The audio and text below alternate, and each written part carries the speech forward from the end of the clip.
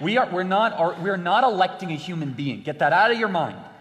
The United States presidency is electing a worldview. It's electing an entire infrastructure of a philosophy of ideals, ideas, and how you want the government and the country to go. Donald Trump is merely a representation of civil society.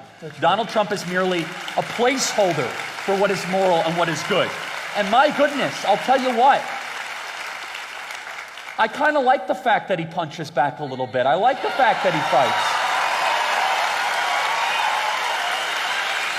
You know, I think that what is not defended ends up decaying. That what is not put forward with truth ends up getting robbed by what is evil and dark. And people say, well, Charlie, I just think that he's had a very checkered and troubled past. I said, well, if I could be as good as you one day, please give me the instruction manual for that. That's the big deal.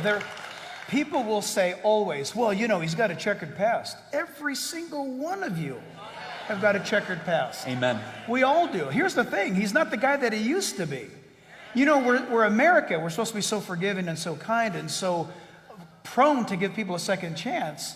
But we turn around and we go after this guy. And here's what I'd like to put out before you. Look how his kids speak and treat and their relationship with each other. Did you know, where were we? We were somewhere not too long ago where the Trump kids, did you know the Trump kids get a call from him every day? No matter where he is in the world, he calls his kids every day. Look how they speak about their dad. And here's the cool thing. That dude's got way more stuff vested in this nation than we do. The guy owns an empire, and he's responsible for tens of thousands of employees, but his biggest treasure is his grandkids. He's got a lot going on. If I had his billions, I would not be president. Right? Your church would be a little bigger. Think about it. You would. Why would you be 74 years old and take on that job? And I'll be quiet with this.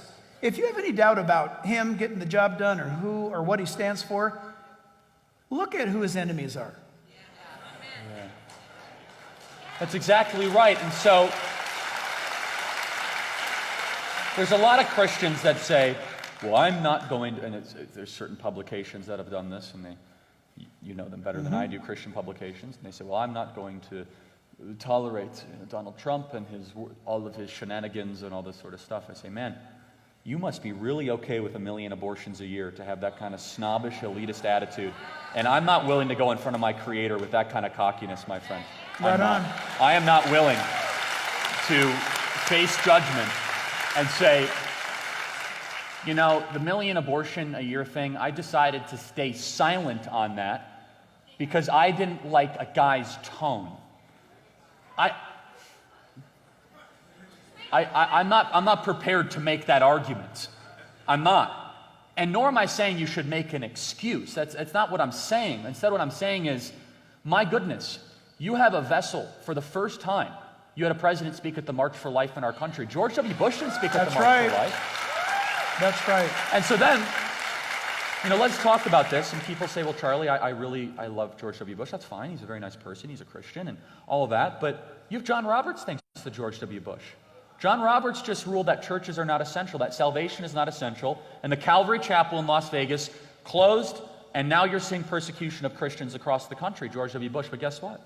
The two justices that Donald Trump put on the court, Gorsuch and Kavanaugh, said clearly and emphatically church is essential and churches should remain open. But hold on a second, Christian Post. Hold on a second, Ivory Tower Christians in the Southern Baptist Convention. Since you're better human beings than I am, explain to me very clearly, the Christian George W. Bush put John Roberts on the court, and the 3 times married, twice divorced, once cover of the Playboy magazine person that you think is vulgar and awful, he's defending Christianity more than the person that you say is more fit to be president. So don't give me that nonsense for any second whatsoever.